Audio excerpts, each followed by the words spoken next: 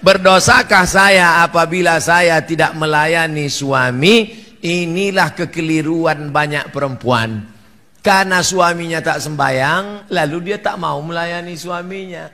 Adinda, marilah kita, tak mau, kamu sembahyang dulu. Bukan begitu caranya. Ibu kan punya wali. Wali ibu itu ayah, datuk, abang, adik, pakcik, abang ayah, adik ayah.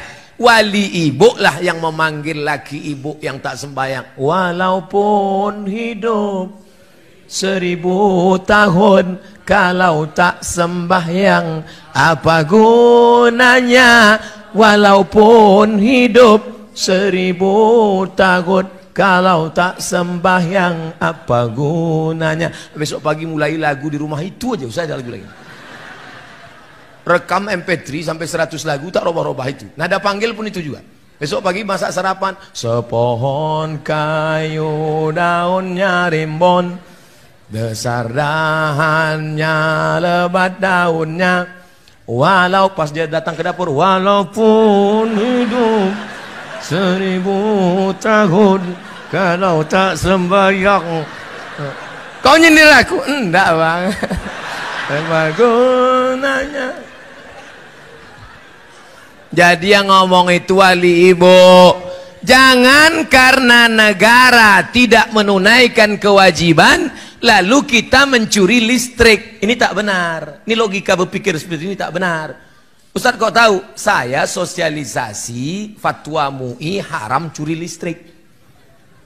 Waktu pas saya sosialisasikan haram curi listrik, haram curi listrik. Datang satu orang bertanya, Ustadz, negara yang curang maka kita pun boleh mencuri. Itu logika tidak benar. Karena listrik itu bukan punya negara, listrik itu punya umat yang dikelola oleh negara. Orang yang mencuri listrik maka dia sedang mencuri harta milik siapa? Milik umat. Minta ampunnya pada umat. Begitu juga dengan ini. Suami yang tidak sholat bukan serta-merta lalu ibu tidak menunaikan kewajiban. Itu bukan solusi. Solusi jalan tengahnya adalah wali ibu menasehati dia. Itulah pentingnya sebelum nasihat ada nasihat pernikahan. Sehari sebelum nikah undang ustadz, dari pagi sampai siang sampai sore nasihat ke calon menantu.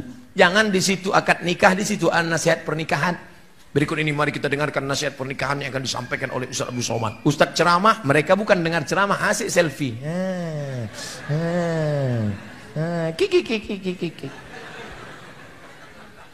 Karena saya pernah dengar dari ustadz lain, apabila suamimu tidak mau sholat, berarti kamu sama halnya berhubungan dengan setan. Makasih Pak Ustadz. Orang yang tak sholat itu dua. Yang pertama fasik. Yang kedua kafir. Apa beda fasik sama kafir? Tanya dia, bang, abang kenapa tak sholat? Menurut saya sholat itu buang-buang waktu saja. Nah, itu kafir. Kalau begitu nanti jawaban suamimu, maka kau sudah fasah dengan dia. Kalau suami menjatuhkan talak, namanya talak. Kalau istri menggugat, namanya khulu. Kalau otomatis dilepas hakim, namanya fasah. Karena suami sudah murtad. Tapi kalau ditanya, abang kenapa tak sholat? Aku sebetulnya tahu sholat itu wajib adinda. Kenapa tak sholat? Aku malas. Dia fasik. Wallahu la yahdil qaumal fasiqin. Allah tak berikan hidayah pada orang yang fasik. Ustadz yang bilang tadi suami ibu setan, dia geram aja itu. Bagaimana hukumnya petugas amil zakat selalu menunda pembagian zakat mal? Bolehkah zakat mal digunakan untuk keperluan ini dua pertanyaan ini. Zakat dikumpulkan, diserahkan ke Basnas, Badan Amil Zakat Nasional. Basnas akan membagikannya habis, dibagikan habis. Kalau zakat fitrah memang tak boleh ditahan sama sekali, bagi habis. Malam Idul Fitri tak ada lagi. Makanya pagi Idul Fitri tak ada pengurus. Jamaah sekalian, zakat fitrah kita tahun ini terkumpul 10 ton dan alhamdulillah masjid masih nyimpan 5 ton lagi. Lu kok bisa disimpan? Itu harus habis Pak pengurus. Kalau sampai khatib naik mimbar, zakat fitrah belum dibagikan, fa innaha shadaqatun minas shadaqat, maka dia tidak lagi dianggap zakat fitrah, hanya sedekah biasa saja. Habis. Adapun zakat mal Maka berijtihadlah mereka. Ini tukang jual goreng pisang, dipikul keliling kota, maka belikan dia gerobak, bayarkan. Ini di rumahnya buruh cuci, pergi ke rumah-rumah orang kaya mencuci, maka belikan dia mesin cuci 5 juta, setrika, supaya dia bisa buka laundry kecil-kecilan, supaya zakat itu produktif. Jangan kasih ikan tapi kasih pancing. 2.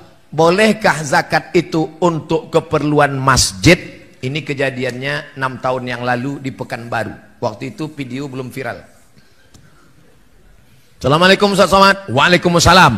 Saya mau sedekah 100 juta zakat untuk masjid. Tapi kata Ustadz tidak boleh zakat untuk masjid. Bisa Ustadz tolong selesaikan masalah ini? Sebentar Pak Haji, saya buatkan makalahnya. Saya tulislah makalah. Sepakat 4 mazhab Hanafi, Maliki, Syafi'i, Hambali bahwa zakat tidak boleh untuk masjid. Tapi menurut Imam Fakhruddin Ar-Razi dalam kitab Mafatihul Ghaib Tafsir Al-Kabir, dikutip oleh Syekh Atiyah Saqar dalam kitab Fatawa Al-Azhar, bahwa makna fi sabilillah semua jalan mengagungkan agama Allah. Andai masjid kita ini di seberang kampung, antara kampung dan masjid ada sungai, tiba-tiba jembatannya roboh, maka zakat boleh dibuat untuk jembatan, karena jembatan itu juga masuk asnaf fi sabilillah. Itulah mengapa orang Malaysia kuliah di Al-Azhar Kairo dibiayai 1 tahun 6.000 ringgit dari zakat. Asnafnya mana? Asnaf fi sabilillah. Jadi saya pakai pendapat Imam Fakhruddin Ar-Razi, boleh untuk masjid. Tapi kalau nanti ada ustadz yang berpendapat tidak boleh, berarti dia pakai pendapat mazhab imam yang tadi. Jangan salahkan dia, jangan salahkan saya. Saya pakai pendapat Imam Fakhruddin Ar-Razi. Tapi jangan gara-gara zakat untuk masjid sampai fakir miskin tak dapat. Nanti fakir miskin nyumpah saya, mati tegak saya.